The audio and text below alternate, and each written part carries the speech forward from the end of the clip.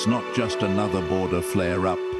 This time it feels different, as tensions between Israel and Syria continue to rise, as people across the Middle East and around the world are asking the same chilling question: is a bigger war coming?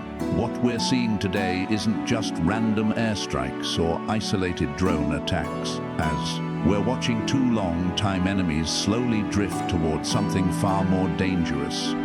Possibly a regional war that could engulf not just Israel and Syria, but Lebanon, Iran, and even global powers like the US and Russia. To understand what's happening now, we need to look at how we got here. The Israel-Syria rivalry isn't new.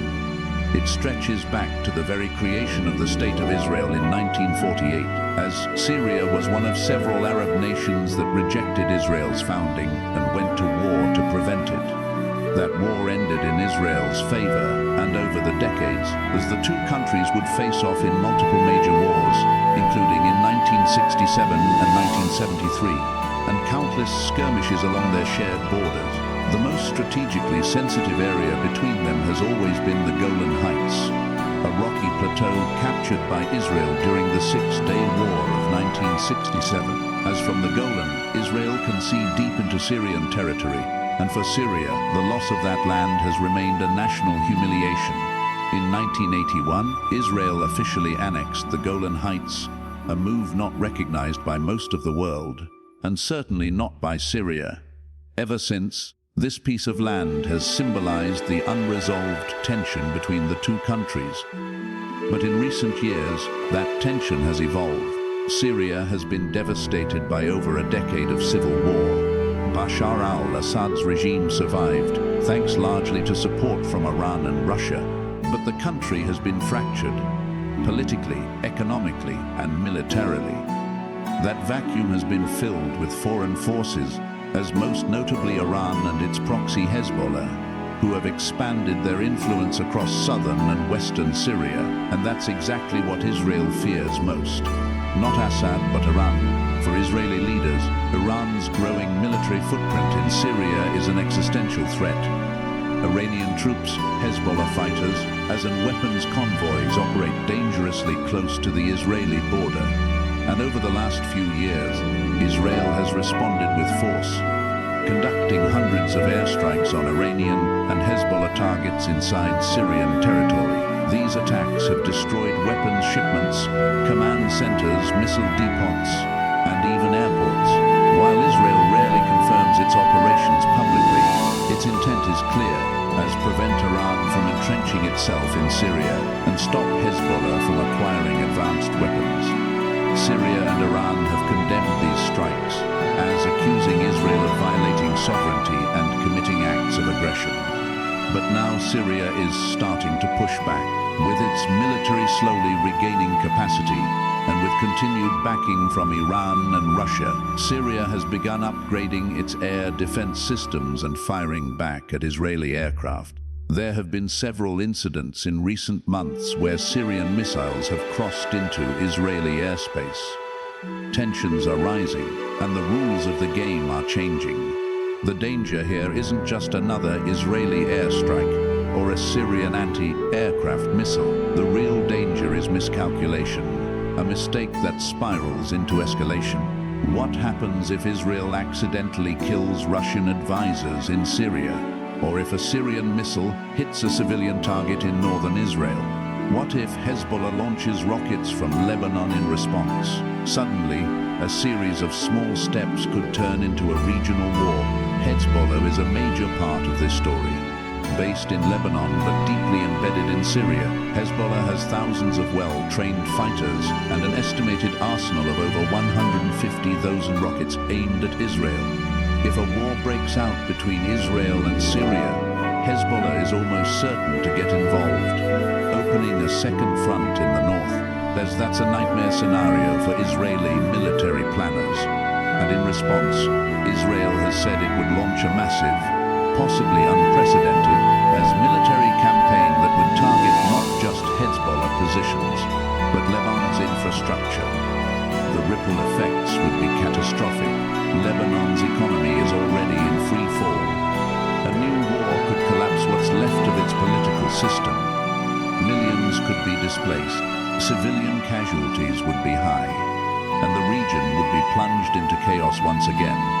At the heart of all this is Iran. Iran views Syria as a strategic bridge, a land corridor that connects Tehran to the Mediterranean through Iraq, Syria, and Lebanon. Through this corridor, Iran supplies weapons to Hezbollah, expands its influence, and threatens Israel. Israel's repeated airstrikes are a direct response to this strategy, but Iran doesn't back down easily. For every weapons depot destroyed, for every militia base hit, more fighters arrive. This tit-for-tat has gone on for years, but in 2025, the pace has quickened, and the stakes are higher. Meanwhile, Russia's presence complicates everything. Since 2015, as Russian forces have been operating in Syria to prop up Assad, for a while, Israel coordinated its strikes with Moscow to avoid confrontation.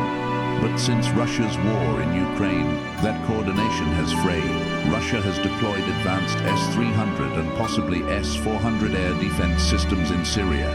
If those systems are turned against Israeli jets, as the consequences could be severe. A direct clash between Israeli and Russian forces, even if accidental, would send shockwaves around the world. And let's not forget the role of the United States.